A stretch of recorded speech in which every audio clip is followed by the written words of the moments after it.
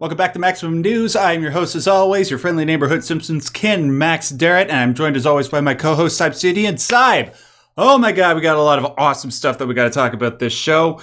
We got to talk about the Game Awards nominees, which dropped yesterday. A whole lot of stuff to talk about in regards to that. We got to talk about the live-action Zelda movie that was just announced. Huge news. But you know what? As on any other normal week, those would be like the biggest stories. Maybe not of just that week, but of the entire year. But if there's going to be an announcement that tops all of those, it's going to be the confirmation of a trailer for what is arguably the most anticipated game globally at this present moment in time. I am, of course, talking about Grand Theft Auto 6. Yes, it is finally coming, ladies and gentlemen. Rockstar Games, the official Rockstar Games Twitter account announced that next month, December 2023, we're going to be getting a trailer for GTA6. I'm going to read you the official press release. Quote, next month marks the 25th anniversary of Rockstar Games. Wow, it's only been 25 years. Thanks to the incredible support of our players worldwide, we have had the opportunity to create games we are truly passionate about. Without you, none of this would be possible, and we are so grateful to all of you for sharing this journey with us. In 1998, Rockstar Games was founded on the idea that video games could come to be as essential to culture as any other form of entertainment, and we hope that we have created games you love in our efforts to be part of that evolution. Now, here comes the fun part. We are very excited to let you know that in early December, we will release the first trailer for the next Grand Theft Auto. We look forward to many more years of sharing these experiences with all of you. Thank you, Sam Houser. And in case you guys don't know, Sam Houser is the president of Rockstar North, the people developing GTA6. Syb, you know, I think in the entirety of my lifetime, there's no other game that I've been more excited for than Grand Theft Auto 5. And when that game came out, I had a lot of expectations for it. And, you know, there are problems with GTA 5 and GTA Online. But when I think about the amount of fun that I've had playing that game, the amount of hours I put into that game, the amount of memories, nothing compared. It's one of those games that literally met all my expectations. And because of that, even though there's reasons to be somewhat pessimistic about how GTA 6 is going to turn out, the fact that GTA 5 and, you know, their most recent game, Red Dead Redemption 2, are in my top 20 favorite games of all time is enough to make my excitement through the roof. 2 questions. Syb, how do you feel about this announcement? And, you know, I mean, obviously the whole Take-Two thing is not a good thing, but just the game in and of itself. And also, is it showing up at the Game Awards? The fact that they said, hey, December 7th in Game Awards, like, I mean... They didn't say December 7th. Oh, sorry. No, the fact that they said December and that the Game Awards are on December 7th is like it's too big of a coincidence. Like what? They're not going to release it like week before Christmas. That just gets lost in the news. Mm-hmm. They're not going to release. I mean, they could. It could be Christmas themed for all we know. It could be in some northern city where it's like got snow everywhere, like at the beginning of GTA 5. Maybe, yeah. I mean, it's possible, maybe, but I think that it's very likely. Do I think it's a sure thing? No, I don't think it's nothing. When it comes to them, nothing is a sure thing. Yeah. In fact, I would say not even this trailer is a sure thing, because this has been the biggest blue ball outside of Half-Life 3. True. Right? Well, so Elder Scrolls. Honestly, though, I would put Elder Scrolls 6 just above that, but sure. But I mean, we get a new updated Skyrim every year. So I mean, you know, it's not. I'm glad that. I mean, if you want to play 4K graphics Skyrim, you could do that right now if you want. Yeah, but I'm joking. Obviously, the mod scene, go mod scene, yay! Yeah, beyond Skyrim, we love you. All right, but anyways, yeah, there's some really cool stuff that they're working on there. However, as far as these guys go, again, it's like nothing's off the table. I think, honestly, it's like these guys move at their own pace and do their own thing, and they do it really, really well. I think that, you know, they're going to release obviously the greatest thing that we're going to see in the next, like, probably couple of years. and that is, of course, a full-on role-play multiplayer GTA 6. Yeah, that's what it's going to be. It's going to be everybody in the game has to like stay in character. If you break character, you get deleted out of existence. Right. That would be fun. That's the game. That would be fun. Yeah. But because roleplay servers are so, shout out to City Life. That's the roleplay. That's one of the big roleplay servers for GTA Online, and people take that very seriously. I mean, people roleplay cops. They roleplay regular people doing stuff for hours. You think the people at the Renaissance Fair take their job seriously? No, you should see GTA role players. You have not seen GTA role players. My goodness. So I'm stoked for this. As far as like, I'm really interested to see what they got. I'm not a super huge fan of the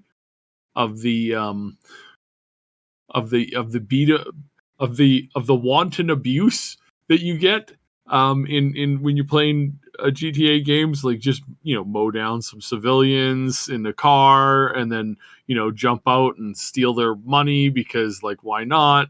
Then all of the horrendous things that you could do. And this coming from somebody who plays a lot of Skyrim, but my Skyrim playthroughs, I think I've been arrested like maybe once. And every other time that's ever happened is famously, I have this thing that I talk about where it's like I accidentally shot what I thought was a bandit, and it was a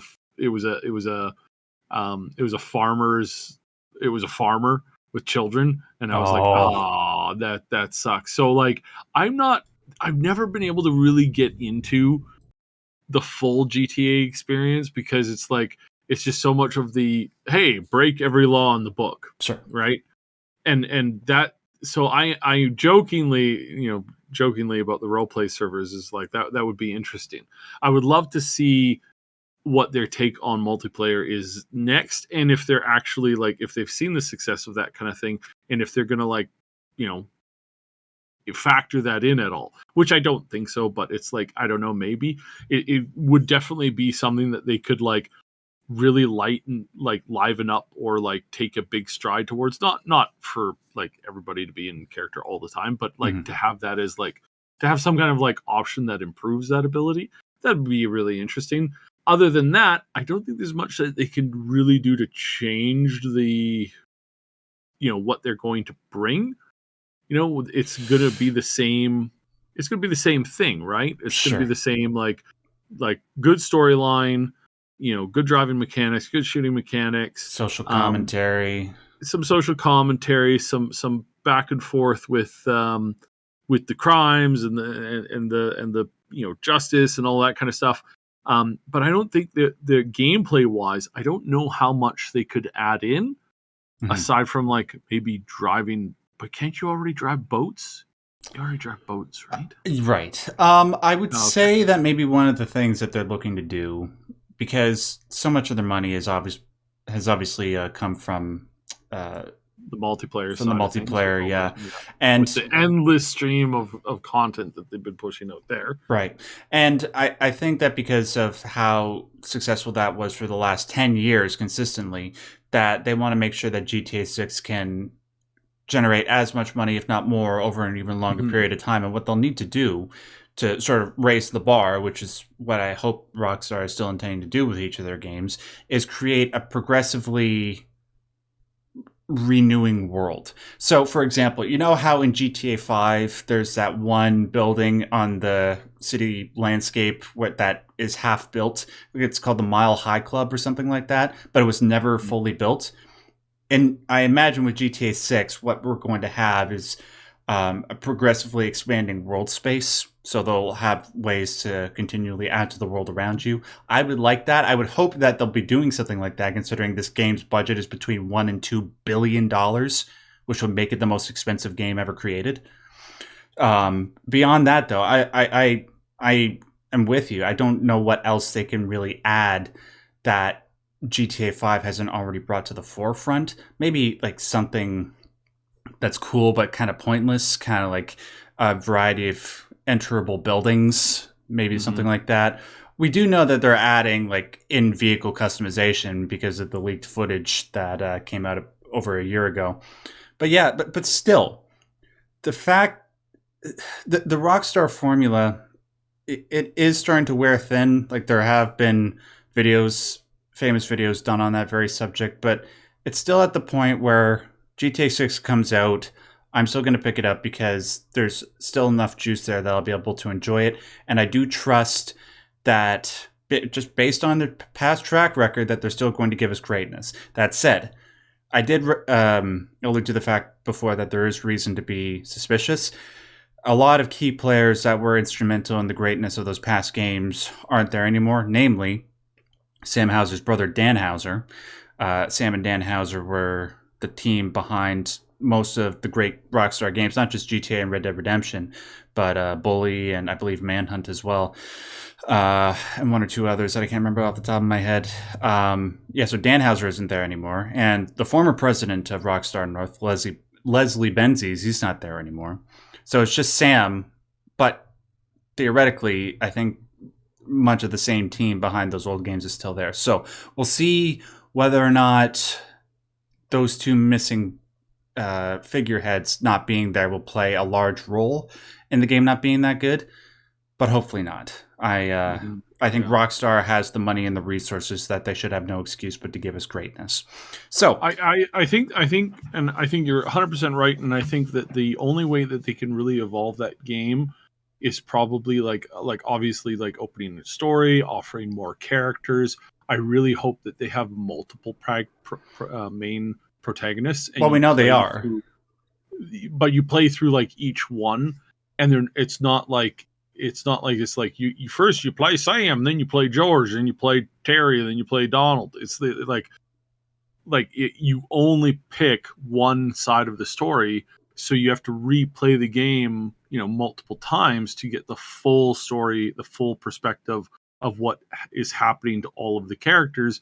And then maybe once you do that, your final character, you actually play as the villain, and you see what their motivation was all along. So it's like something like that could be a little bit new, but I think where they've been going is fine. I think where they're headed is fine. So probably we'll probably get something along that level. So right.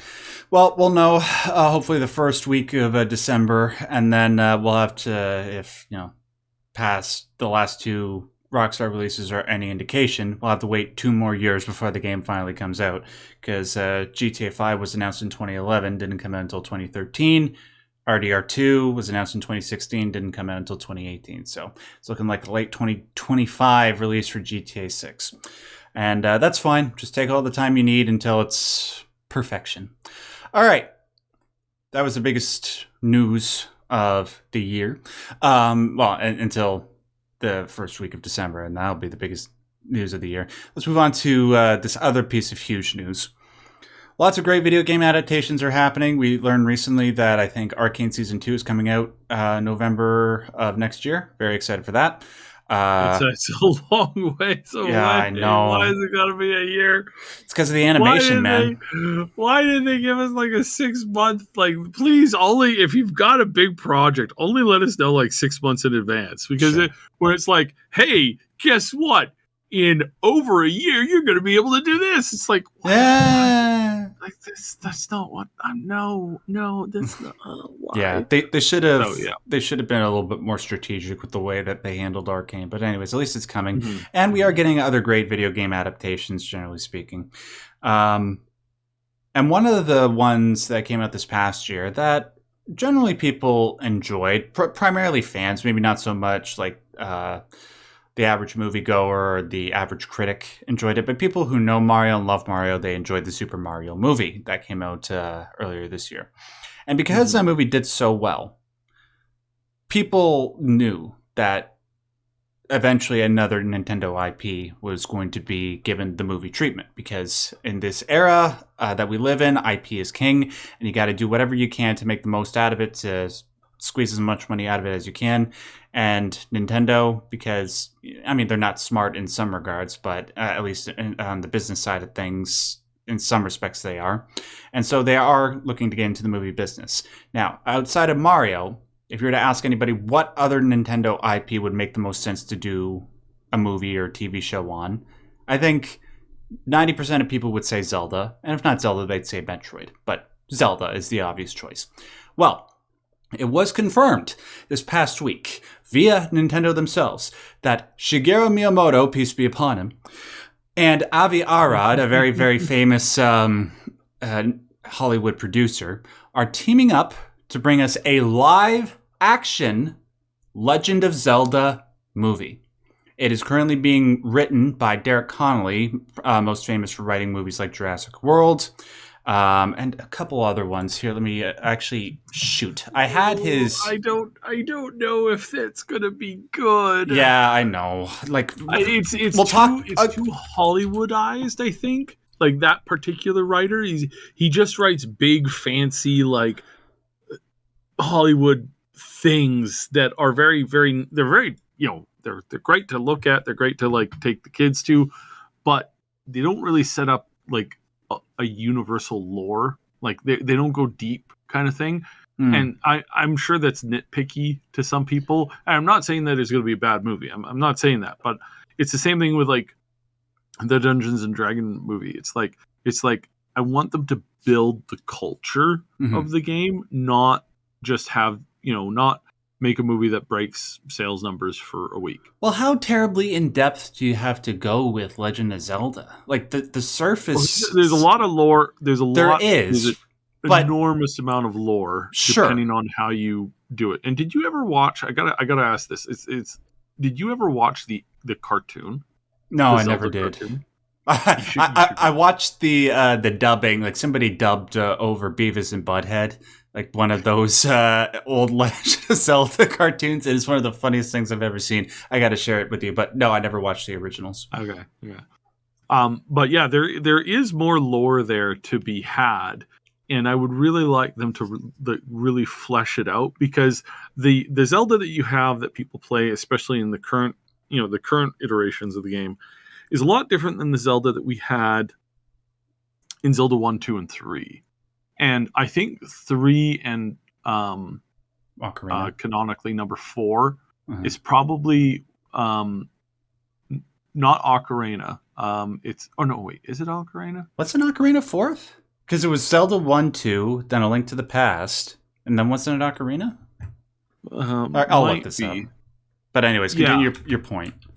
But the main thing is like there's a lot of lore that's waiting to really be fleshed out.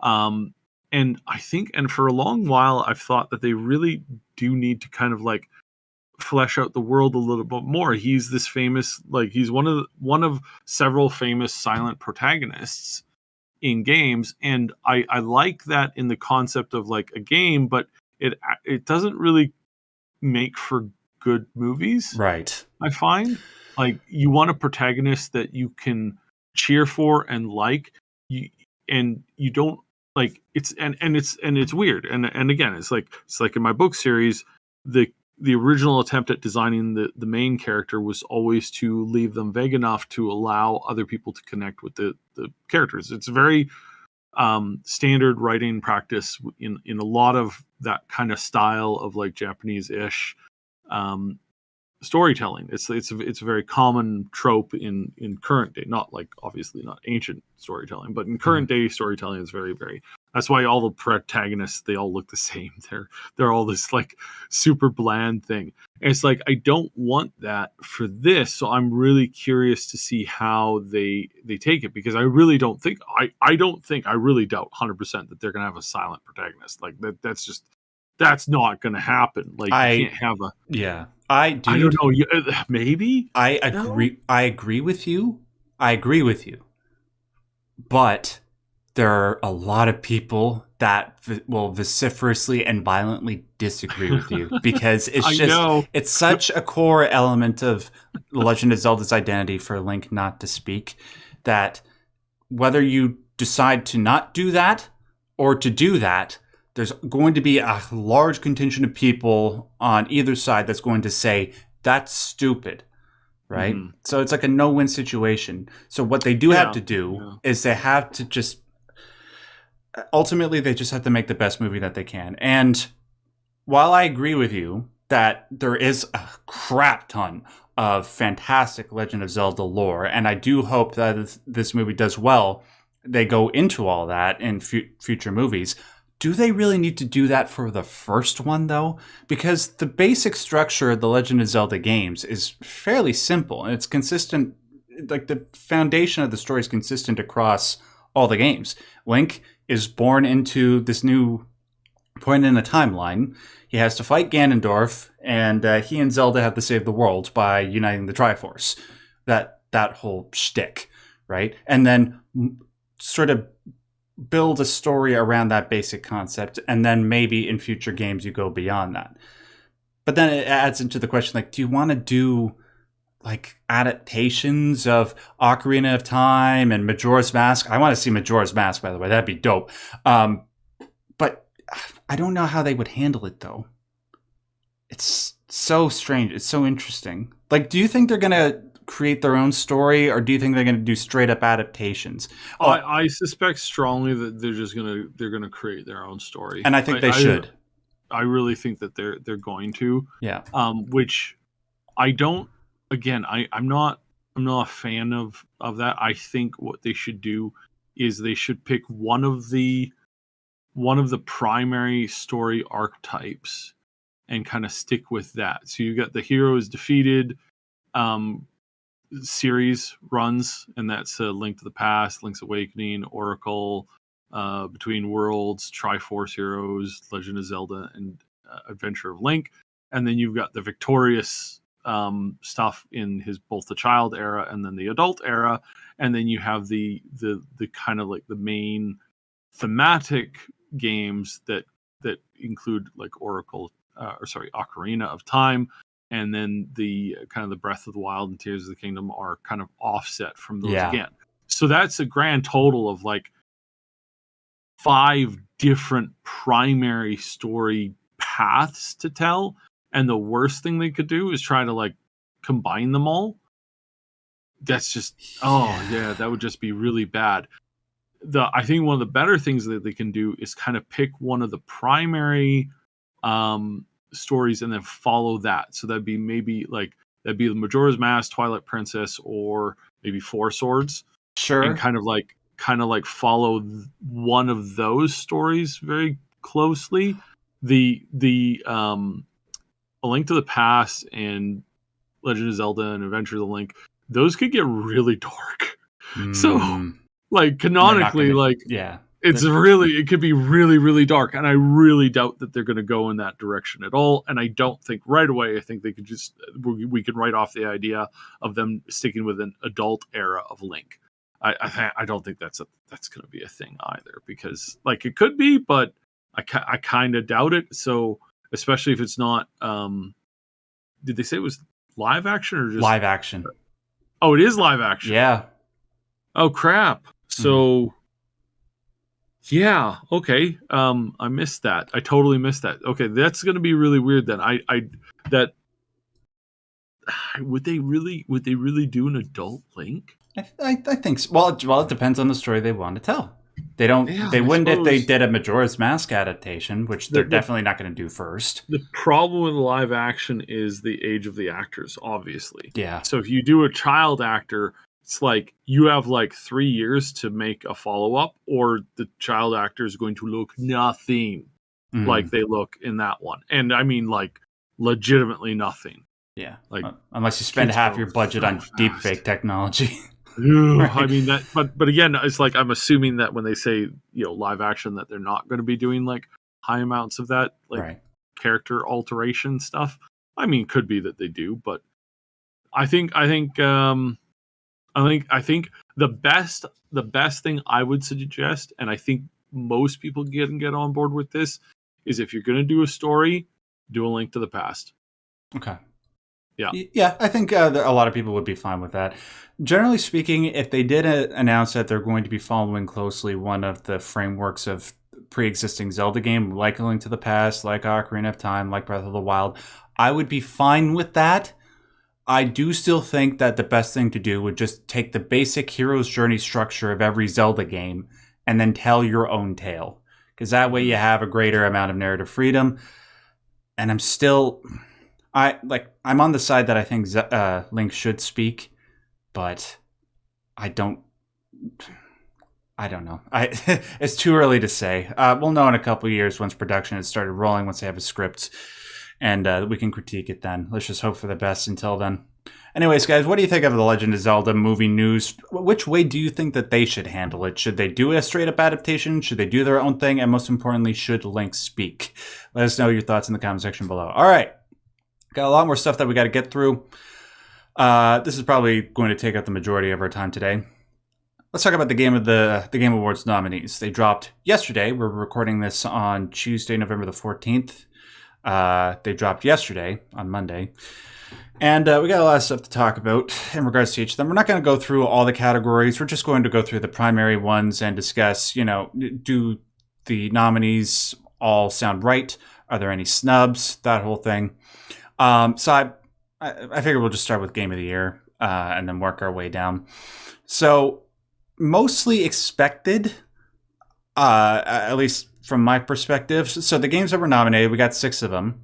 We got Alan Wake 2, Baldur's Gate 3, Marvel's Spider-Man 2, Resident Evil 4, Super Mario Bros. Wonder, and The Legend of Zelda Tears of the Kingdom.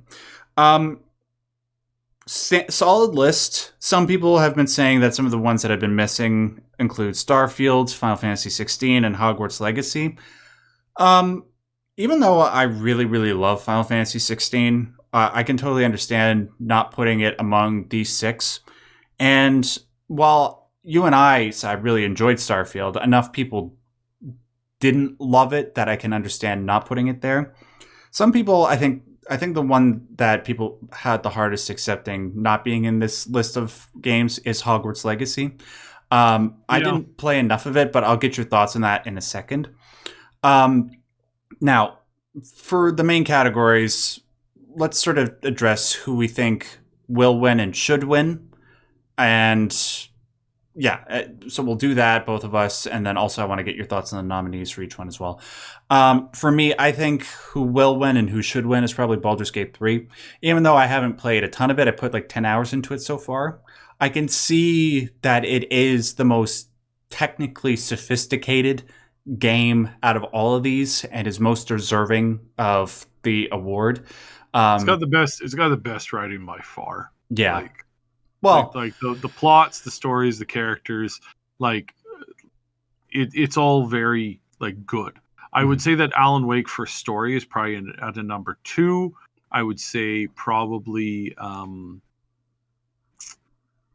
say Resident Evil and Legend of Zelda tie for number 3 for story writing. That's not saying that Spider-Man's writing is bad.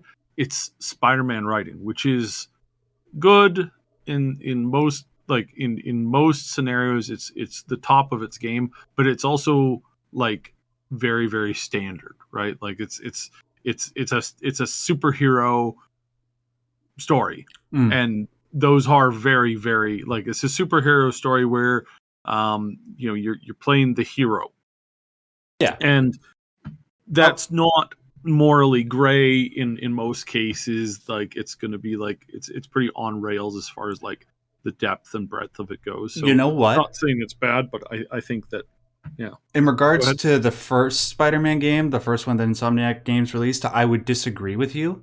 But with Spider-Man 2, I've been playing it more recently, and while it's fine, it's not to the level of the first one. Now, that might change as I go along, but generally speaking, at this point, I agree with you. So yeah, I think it's pretty obvious who you think will win and should win.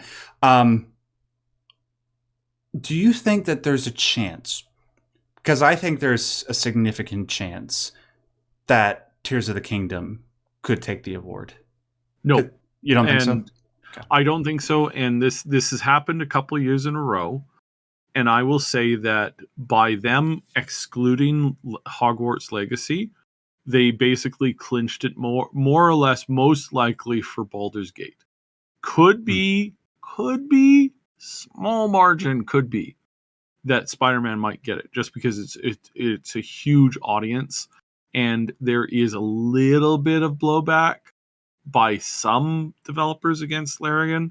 So we didn't see that obviously in the Golden Joystick Awards, but I think going off that, using that as a barometer, I think Baldur's Gate is going to clinch it. I think that while there are some sour apples that really dislike Baldur's Gate, I think that's a small minority. But by having Super Mario Bros. Wonder and Legend of Zelda in, you take the Nintendo vote and you split it.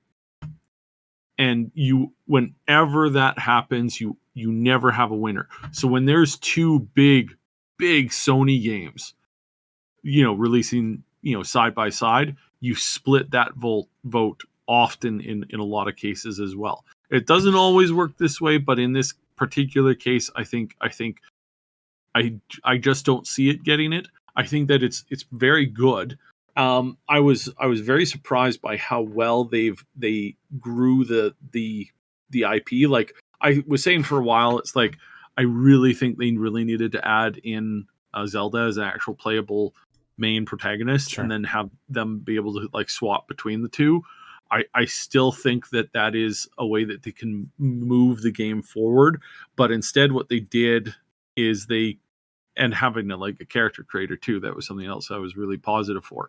But by having the mechanical system, the actual gameplay, they stunned me, and I wasn't expecting that. I really thought that our time of seeing games like Genshin Impact coming in and kind of usurping the Zelda thing, because Zelda has this one character. They keep it very one-dimensional. They have not been really expanding the characters in the universe that they really should, and giving players the ability to collect or to team up with lots of different main characters and play them all through whilst telling a better story. I was not expecting for them to pull out but we made it so that you could build a car that mows down literally with giant mowing blades enemies and then explodes when it's done.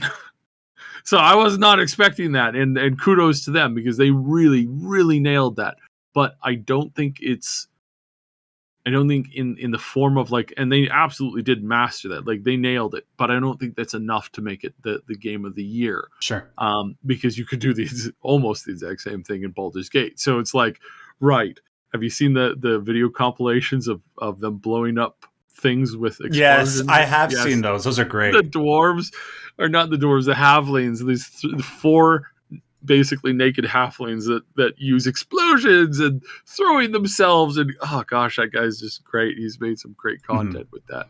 But no, in this particular case, I think that by them having those two in there, they kind of messed it up. And if they had put in Legacy, I honestly think 100%, I think Zelda would have won for sure. But I don't, forgive me, I don't really see the correlation between, because you have the vote split right now. So the vote is split between the two Nintendo games. But even that too, I don't see, because who is seriously going to prefer Wonder over Zelda? A lot of crazy people. All right. not crazy, but it's there are people who, there are devs who, when they're voting on stuff like this, they don't vote for what is the best, because they often they don't have time to play these games. So they vote on basically nostalgia.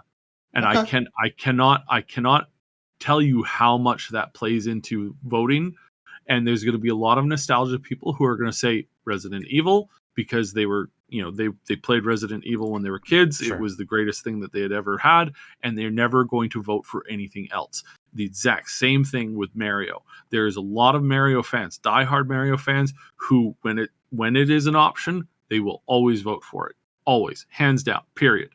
Okay. And especially with the Mario movie being out this year and how good that did, there's going to be a lot of people who are going to vote off of that than voting off of something going in refined and really sitting down and really kind of picking it out. A lot of people, especially the devs in the gaming community, a lot of them, not most of them, but a good chunk, 30-40%, they vote off of their heart, and they vote rather quickly. They don't really spend a lot of time thinking about it and going, okay, what really was the actual best thing? No, they look at the list and their eye immediately goes to their favorite IP, and they got that one.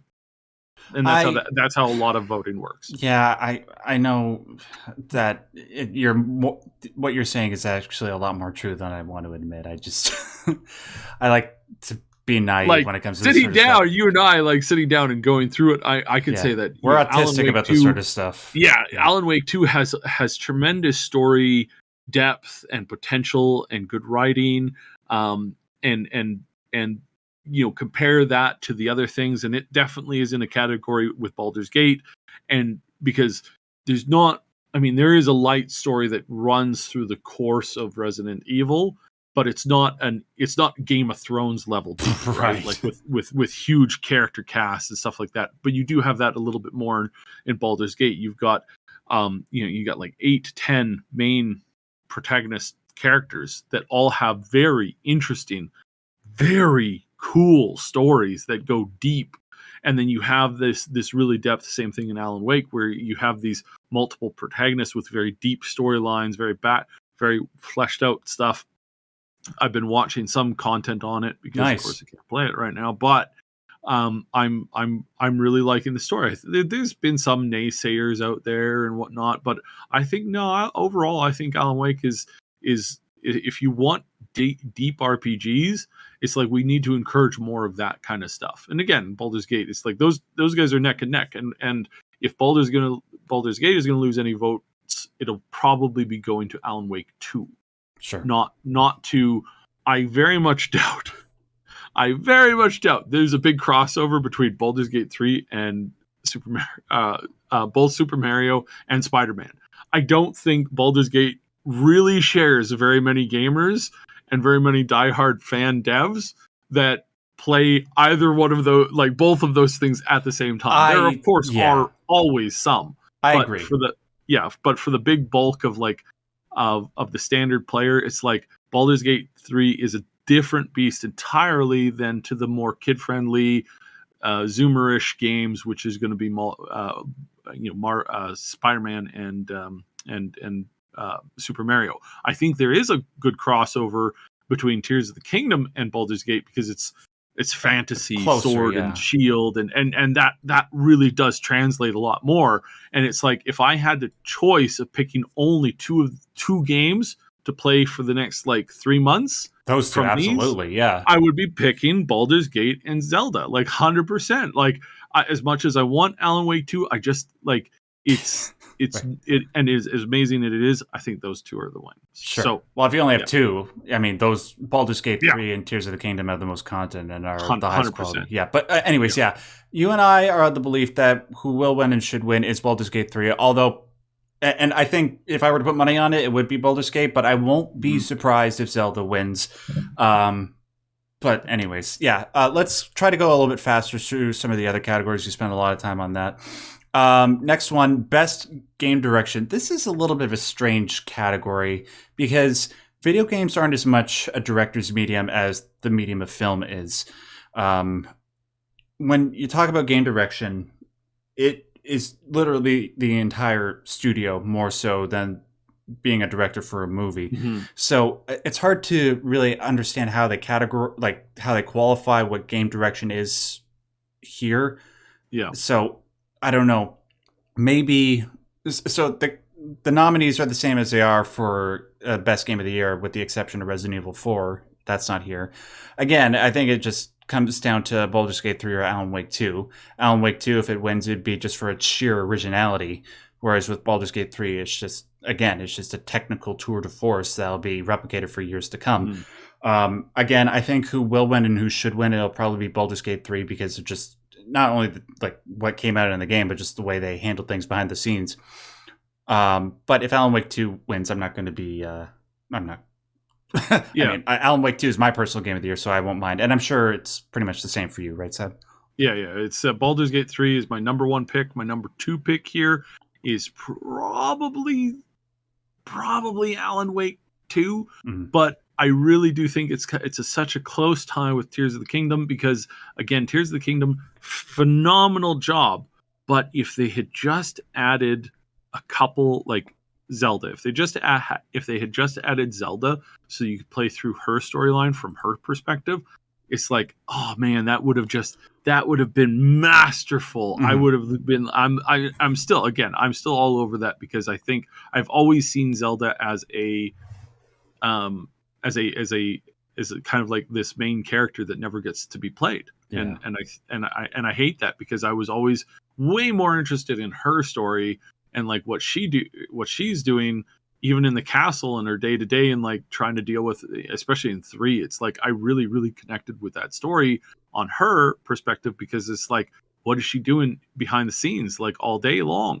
And what's going on there, because Link wouldn't be able to do what he's doing without her. So yeah, I think that because they missed that, they didn't evolve enough. They evolved the gameplay just fine, but there's still more evolving that they could do to stay a little bit more concurrent, I think. Sure. With options. Yeah. I agree with you. They did add original elements, like the whole sky area, being able to turn back time with the gameplay. But yeah, I think there's just not enough there. And I agree with you. Anyways, moving on to the next one. Best narrative. Alan Wake 2, Baldur's Gate 3, Cyberpunk 2077, Phantom Liberty. That's a really strange one to include on there. It is. Final Fantasy 16 and Marvel Spider-Man 2. Now, in regards to Cyberpunk, it's strange to include on there, not because the narrative's bad. It's a DLC.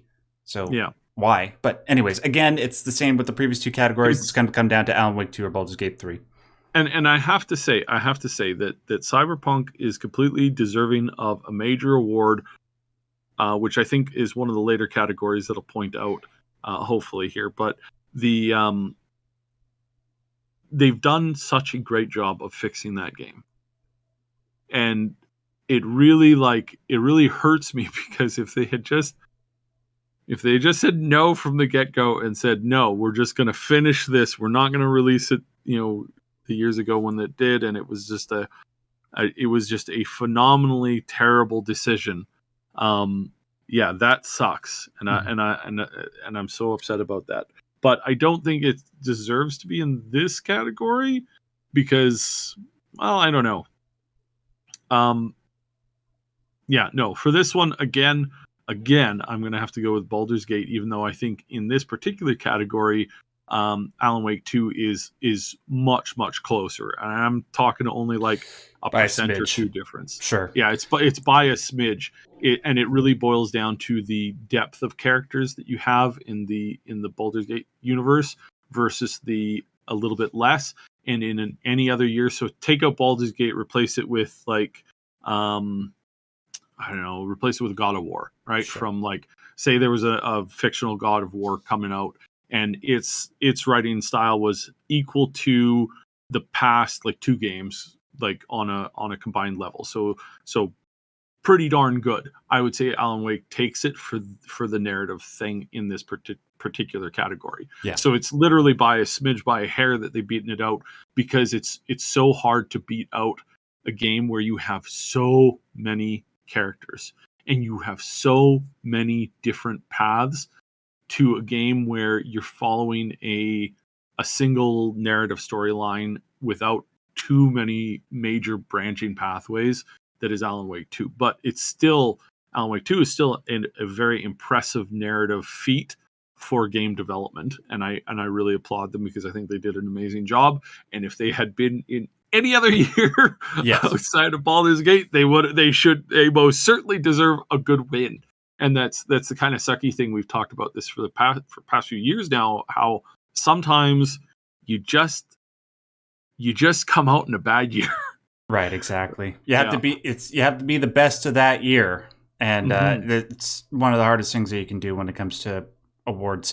All right, I completely agree with you, dude. Let's move on to best art direction. This is a bit of a strange category. Well, first of all, I think who will win and who should win is probably Hi-Fi Rush.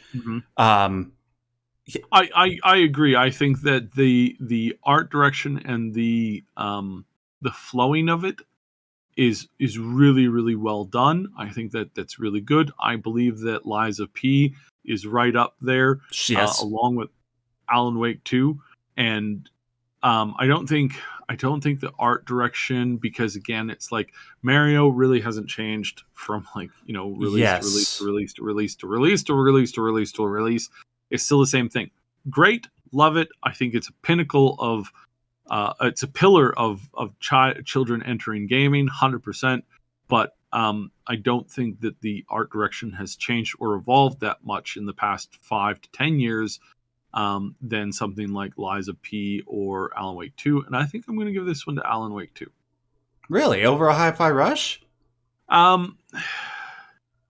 Like I think yes, okay. Because it's more my style. All it's right. More my like the creepiness of the dark world is a little bit more interesting to me than the super cartoony, very happy Hi-Fi Rush. Yeah. So, and also I am not good at rhythm games. Right. They are the worst thing I have ever had to deal with. Yeah, I honestly, I'm like you. I love the concepts of the dark place in Alan Wake 2 and the way that it's brought to life with such great fidelity. Mm-hmm. But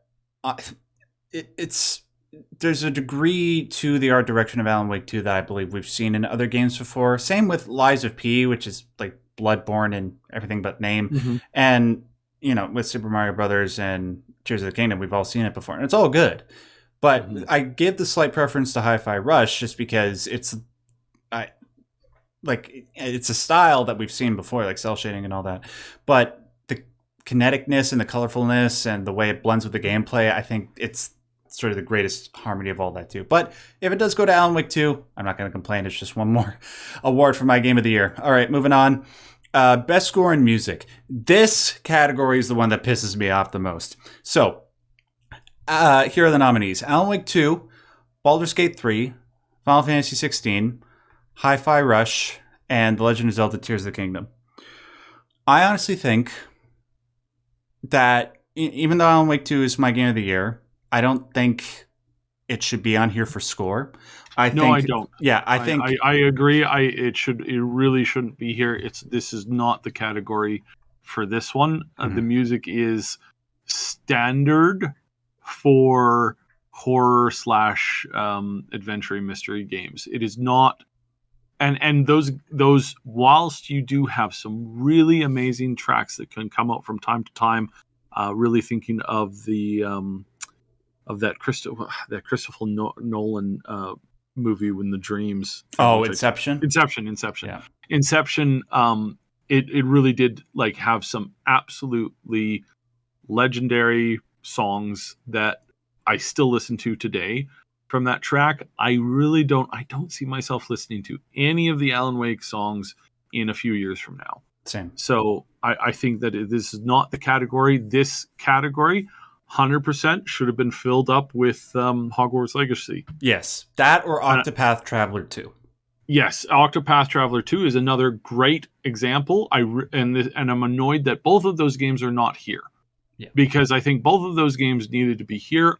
In my humble opinion, I know I'm going to peeve off a lot of people by saying this, but there were some great pieces in Final Fantasy, but none that are setting any form of a trend. And I think that neither that one nor Alan Wake should have been here. I think this should have been Hogwarts Legacy and Octopath Traveler 2. Dude. Because both of those tracks are just a way better. I don't think either one of them deserve to win in this particular case, because the clincher here for sure 100% is a tie up between Baldur's Gate 3 and Hi-Fi Rush. 100%. Have you heard Raphael's final act? No. Okay. You really need to listen to Raphael's final act. Okay. Because it is one of the greatest songs in gaming, and it is from Baldur's Gate 3. And I've got to say, when I first heard that, and there are compilations, just massive compilations of that song online and people reacting to that song and people just getting chills and going, oh my God, this is amazing. And watching like professional music people reacting to this song has been absolutely stunning. Oh, and I forgot, of course, the other one that should be up here, this should be a 6th category, is Honkai Star Rail. Okay. Yeah. Honkai Star Rail had one of the best songs of the year. Hands down. I listened to it. It's on one of my permanent lists. And it is one of the best songs in gaming. And the music, when you feel it in that moment, after having played through the main story, getting up to that particular fight, and the song kicks in, and there's 2 versions of it, and they start with one, and then as soon as you hit a particular, as soon as you transition to stage 2, the second version with the vocals kicks in, and it's like, oh my goodness, this is the greatest song ever. So I gotta say, yeah, I'm sorry, I totally forgot about this, that this was a this year release. So that is a tie between those 3. And yeah. All right. Well, in regards to Baldur's Gate 3, I like I said, I haven't played as much of it as you have, certainly, but I have played enough of it, and the music is very good. And I have not listened to that track that you mentioned. Granted, that said, I completely disagree with you. I think Final Fantasy 16 should be the one that wins because the music in that game is some of the most well-composed, ear-warmy, beautiful, tear-jerking tracks that I've heard in a game in the last 5 to 10 years. And I honestly believe that. I'm going to queue up. I'm going to queue up the soundtrack for it, and I'm gonna give it a second listen because I'm. It's possible that I may have missed something here. So okay. Well, granted, I will give it another try. It's. I think the music, while it's fantastic on its own, it's the type of music that you have to listen to while you're playing the game because it just adds so much character and texture to the world.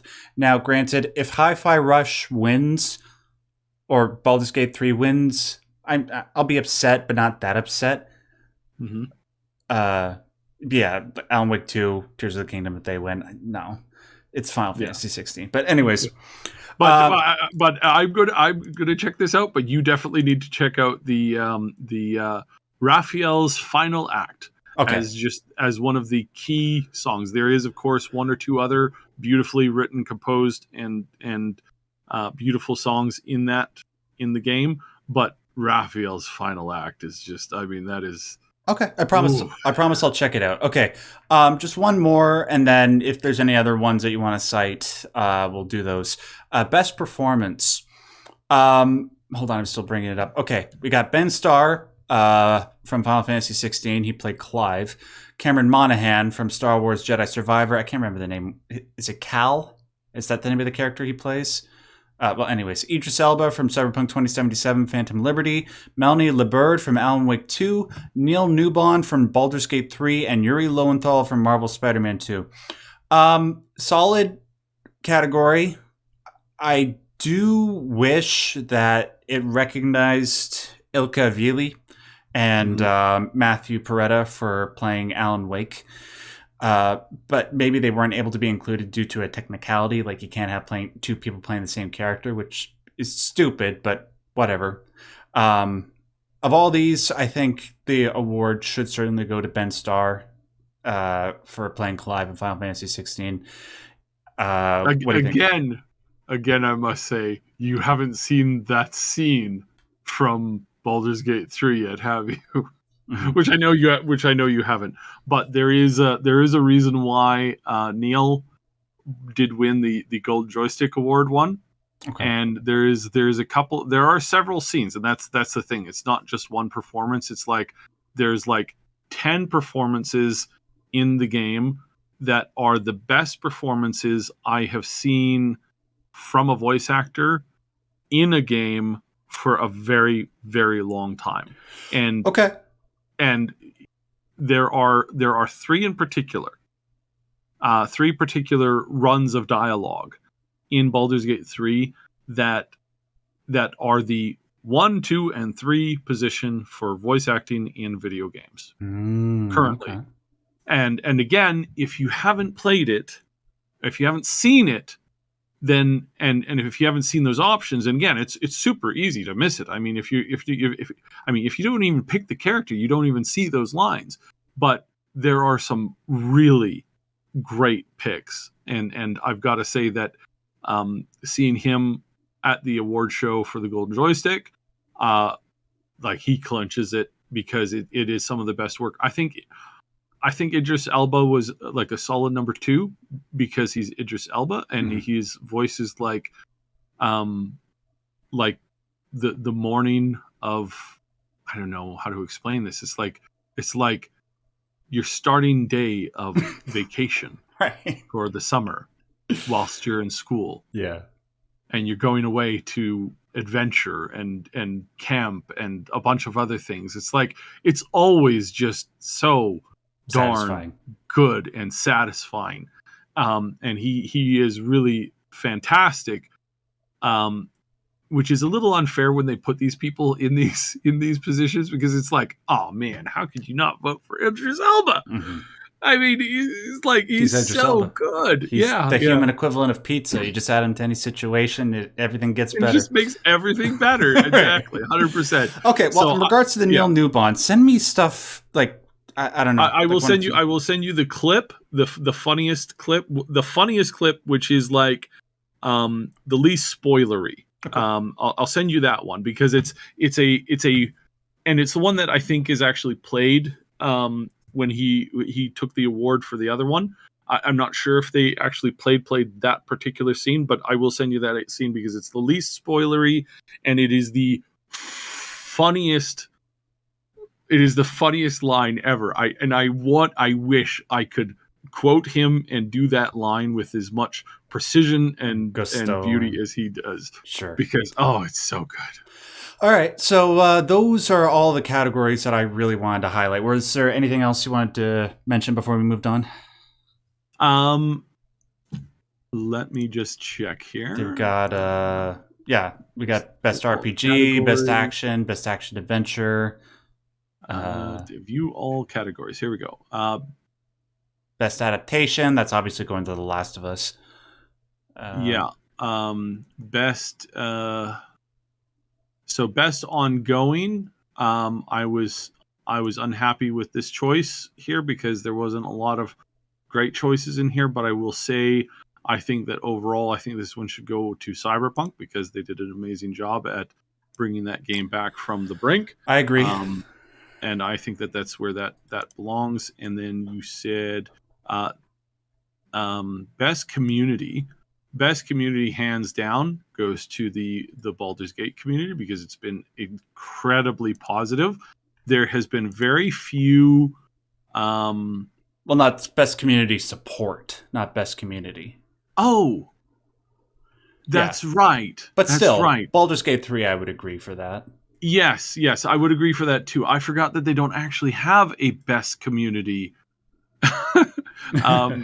category in this one. They do in the Golden Joystick, and they won that in the Golden Joystick. So I'm slightly annoyed having realized that now that I misread that title there. Yeah. But still, I think the same thing applies.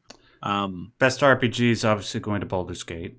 Yes, and so will hands down the best multiplayer, because Baldur's Gate 3 brings multiplayer to a whole new level of absolute insanity and just I mean, it's so good. Do you see these other nominees in the best multiplayer? Are you kidding me? Diablo 4, Party Animals, Street Fighter 6, and Super Mario Brothers Wonder. Are you kidding me? And look, no shade to Party Animals and Wonder. I hear they're great, but come on. It's Baldur's Gate 3. Yeah. And then the I did want to say the best adaptation. I'm surprised that you said Last of Us. I thought you would think the Twisted Metal might have a bigger. I haven't been able to see it. Have you been able to catch? No, I Twisted haven't. Metal? But okay. Look, honestly, dude, like I've heard good things about Twisted Metal, but I have a hard time believing that any of the episodes of that show would measure up to The Last of Us, because a few of the episodes in The Last of Us are some of the greatest episodes of television that I've ever seen. Honestly. So I would be shocked if it went to any of the other ones. Anything else? No, that's all I wanted to cover on this one. Okay. Well, so I think it's pretty much a lock for Baldur's Gate 3 for most of the categories. Do you guys disagree with any of our choices? Do you think that there's a legitimate chance that Zelda Tears of the Kingdom might win Game of the Year? Yada, yada, yada. We'd love to hear any thoughts or disagreements or agreements that you guys might... Yeah. Sorry, there was one thing that I wanted to quickly comment on. What's that? And I didn't realize it till now, so apologies. Most anticipated game, weirdly enough, that one game is not on this list. What's that? And I was kind of the day before, or what are they calling it now? I was honestly kind of like, that's weird. That's very interesting. Yeah, most wished game on Steam isn't in the most anticipated, and that's very interesting. And it's so weirded out. I thought you'd have a bit of a good laugh on that. I think that the Hades 2, I think that's probably going to take it because that is looking to be very, very interesting. I don't know anybody who's excited for Star Wars Outlaws. I think most people are just kind of looking at going, please don't be bad. And they're kind of crossing their fingers. Yeah, I'm interested in it because it looks to be sort of like a comeback to what was originally good about the Ubisoft formula. But because we've gotten so much of the Ubisoft formula, I can't be too excited for it. And Final Fantasy VII Rebirth, because it's Final Fantasy VII. It's Final Fantasy VII. I wouldn't be surprised at all if it takes it, honestly. And I wouldn't think that's a bad thing because, again, it's Final Fantasy VII. Right. But... Hades WTF 2. is Tekken 8 doing on here? I don't know anybody. Right. I've not even heard this being an anticipated game. Again, it's a fighting game. It's the Tekken series. I know that there's some people who take that extremely seriously, but they are in a hyper minority. So I don't think. And from what I understand, the majority of people that are excited for Tekken 8 to some degree are simultaneously pissed at it because there's a lot of people that wanted certain characters to appear in that game that aren't appearing. One of them apparently is named Anna, which my wife is going on about. But anyways, so that's it, guys, for that. And we got to go really quickly through the other ones because this is looking like it's going to be one of the longest shows we've ever done. Any thoughts on the Game Award nominees? Let us know in the comment section below. We look forward to the show on December 7th. All right. Now, we do got to mention this just because it's just such an epic win. What happened at the Escapist this past week, Syb? A brutal execution of basically one of their most successful series. I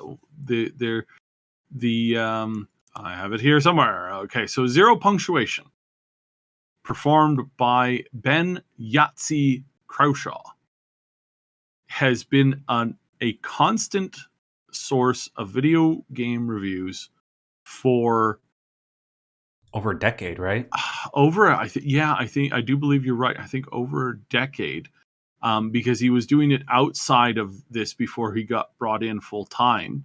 And I used to watch him very early in the YouTube days, doing video game reviews of a bunch of video games.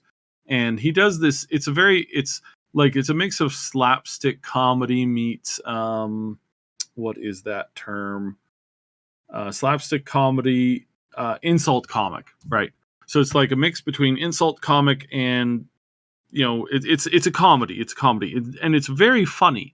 He does a very good job of laughingly making points and jokes and stuff like that. At any rate, they had a full-on I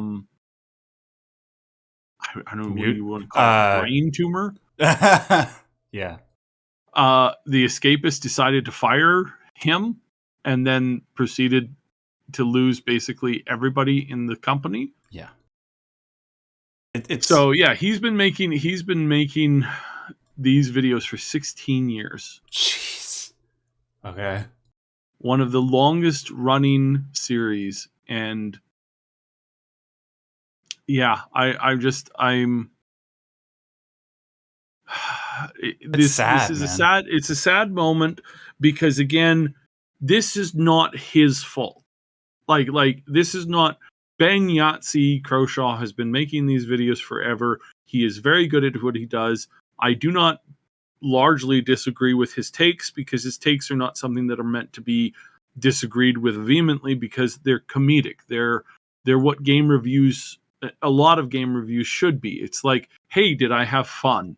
Is this silly? Here's some obviously funny, hilarious, like CinemaSins style stupidity, and which this, I want to make this clear, I think this predates CinemaSins. So if anybody's like, oh, he just copied CinemaSins, no, he's been doing this for 16 years. I'm pretty sure CinemaSins has only been doing this for like 10 years.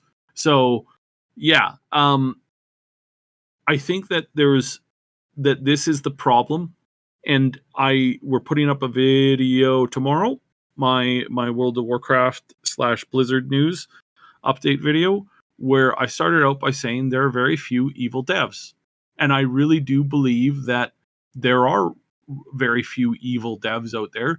I think that for the most part, there's very few evil game journalists out there. I think there's obviously a significant number, but I don't think that every video game dev is like that. But I think what we have is we have leaders, CEOs, and board members who call these people into their office, the devs, the game journalists, obviously in different things, but same result. Because you have and again, I've seen this in dozens of companies outside of the game industry as well, where a bunch of idiots who sit on a board, who have never ever worked in the industry that they're overseeing, have no experience at all with what they're talking about, that these idiots look at these people and say, now, son, we want you to be doing things a little bit differently around here. We need to make a little bit more money. We've got some analysts here who I met at a cocaine-fueled orgy, and they told me that I should really tell you guys to do something different. Sir, we make soap. What can we be doing different? I think you should be finding some way to put in, I don't know, an edible treat. Sir, it's soap. That's not going to work. Hey, Joe over here told me this was a brilliant idea. So you go ahead and you go do that right now. That's the equivalent to the insanity that we've seen from CEOs at Activision Blizzard, at EA, at Kotaku, at all these different companies, at the Escapist, because instead of focusing on what people actually want, they have been seemingly deciding that, hey, you're not paying attention enough to us. You need to pay more attention to us, or you're a bad person. It's like that seems to be one of the many faulty methods of thinking that they have. It's like when the movie stars weren't getting all that attention, so they're like, hey, pay attention to me while I sing you a song, right? It's like, it's so tone deaf. But this is the problem that you have with these companies run by idiots who don't know what the product is. It's like, I'm sorry, but I really don't think that you should be a CEO of a company heading the creative division of a company if you don't know the first thing about what that entails, like what they're actually creating. Now, if you're the head of finances, obviously you don't need to know very much about video game finances to help people run the books properly. Company structure, again, you don't necessarily have to be like keyed in superly on that level, but people making creative decisions and executive decisions on core concept stuff. Again, we're talking core concept. Like, what are you doing? What are your people creating for you? What is this stuff going on? How is this being built? All this kind of stuff. And your answer is, I don't know. And you're the head man? It's like, no. And so, this is the situation we have here. We have yet another company that seems to be run by a bunch of idiots who are making executive decisions that are just killing their own company, like, constantly. And there's in most of these cases, there's not even like good communication. And I think Ben and some other people who quit at The Escapist were talking about that, where it's like there's been no communication from the heads the heads at the company. They've had very little to zero intellectual interaction between what's going on from the team leaders and their employees and what decisions they're making. And again, it's like, this isn't the first time we've seen this year. I mean, just recently, there's been this massive company that was really doing amazing things, got railroaded by one of the board members who just convinced everybody to fire the guy who created the company, and then to do a smear campaign that was so vile that they lost every single supporter they had, and the company is now defunct. It's like, the hell are you people doing? And so this is, and again, it's like, this isn't just this. This is not just the gaming industry. This is a very common thing that happens in a lot of companies that I just shake my head at, because it's like, wow, it's like, if you guys are your own worst enemy. And I can't imagine somebody being good enough at destroying a company if they wanted to do that, if that was their stated goal. Yeah. So yeah, shockingly, this is just another cog in the wheel here. But that's that. And then just our final story here, the video game awards, the Golden Joystick, happened earlier this week. Mm-hmm. And it was, last week. And it was pretty significantly they, Baldur's Gate 3 basically took every award. Good. And we talked significantly about that. I think the greatest difference is that they include a little bit more of the voice of the people in it, a little bit more so than the Game Awards do, which I am kind of a little annoyed at.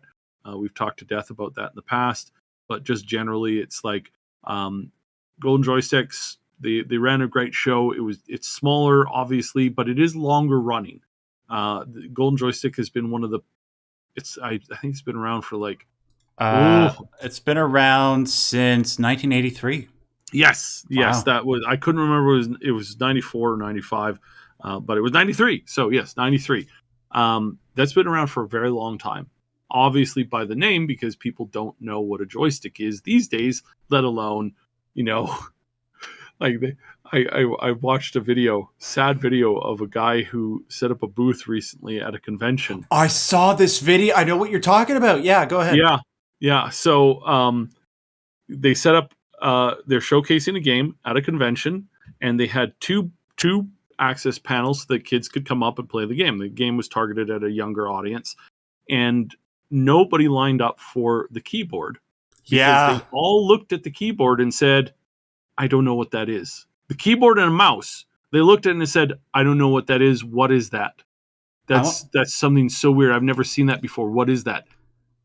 Now that makes me feel old, but it was, so what they did is they went, that night they went out, they ran out, they grabbed another controller and put the controller up, to replace the mouse and keyboard. So now they had two controller options. The next day, an even younger group of kids came by, and most of them didn't know what the controller was either. Mm. Because this is where we are at. And I got to say, the parents are the problem here. Like yes. Holy crap. How do you not introduce, how is it that your 7, 8, 9-year-old child, their only experience with computers right now is a touchpad, or is a touch screen on a tablet and or phone? And do you not know what you're doing by making that the only way they interact with their games? It means we're headed towards a dystopian future where we're headed towards a future where it's only mobile games. Yeah, well, where it's mobile games, but worse than that, we're headed to a future, and I've heard this recently a fair bit too. So there were some war games done recently by older veteran fighters and leaders, and the younger crowd. And the younger crowd was trying to hack all of the other teams' stuff. They were trying to hack every device that they had. They were trying to hack all these devices, and they couldn't figure out their battle plans, because what they were doing is they were just currying the command orders via paper on people going back and forth between the battle lines. Oh, jeez. So the veteran guys were using paper and pencil and outmatched this other team that was using all these like high technology stuff because they didn't understand what that is. Where we're headed with this is we're headed to a future where, you know, these soldiers are going to, you know, get into this base and they're going to go, oh, the secrets are here. And then they're going to walk up to the screen and it's an old, like one of those old like VGA monitors, and they're going to be tapping it and touching it and going, it's not turning on, sir. I don't know how to interact with this thing. What's going on? And the keyboard and the mouse are just sitting there. And it's like, and one of the computers is going to be on, and there's going to be like all the files on the screen, and it's going to be like an easy, like just a drive that you could put in a disk and just copy it all. And but the keyboard and mouse are there, and they're like, what is this thing? It doesn't make any sense. There's nothing. What is going on? Why can't we interact with the screen, sir? They've compromised us somehow. Oh, so sad. But the Golden Joystick Awards, sorry, I was muted there for a second. At least the overall ceremony and the awards seem to be handed out to all the right people. I see Ben Starr got the award for Clive, as he very well should. And a whole bunch of other... Resident Evil 4 is the best PlayStation game of the year. Wow. A game that appeared on multiple platforms. Great. Well, anyways, yeah, that's it for this week, I suppose. Man, this is the longest show we've ever done. Sad, but a good show nonetheless. Any thoughts or opinions that you guys have, remember to leave in the comment section below. Make sure you give this video a like if you liked it. That helps us out a lot. Sab, anything you want to plug before we finish? We finally have these videos coming up. Yes. We're so sorry we've had a bit of a delay. We have 2 videos coming out tomorrow. So this will be the third. So there'll be 3 videos. So please check out all the other videos that we have coming out tomorrow. We've got some Starfield stuff, the Blizzard news, of course, and then, of course, this one if you're listening to this live. Yes. And we're going to have more videos out. Hopefully, this is going to really pick up steam, and we're going to get more videos out more frequently. I'm still recovering, but I'm doing a lot better. And then Mooney is now mostly recovered as well. So, yeah, we're finally getting back into the swing of things. So nice. And you sound better too. I know I said you didn't at the beginning of the stream, but that was just because of a mic problem. And you guys can find me on all the usual forms of social media, just at Max Derrat. I will have a new video on my channel coming out next Saturday or Sunday. It's going to be a top 10 list. I won't say of what. Until then, you can check out my newest video, which is on Alan Wake 2, where I go into all the answers to decade-long mysteries that we received and what they might imply for future games set in that universe, via Control 2 or Alan Wake 3. Make sure you go check that out. Until next week, guys, when we do this again, I want to remind you, as always, as per usual, stay yellow.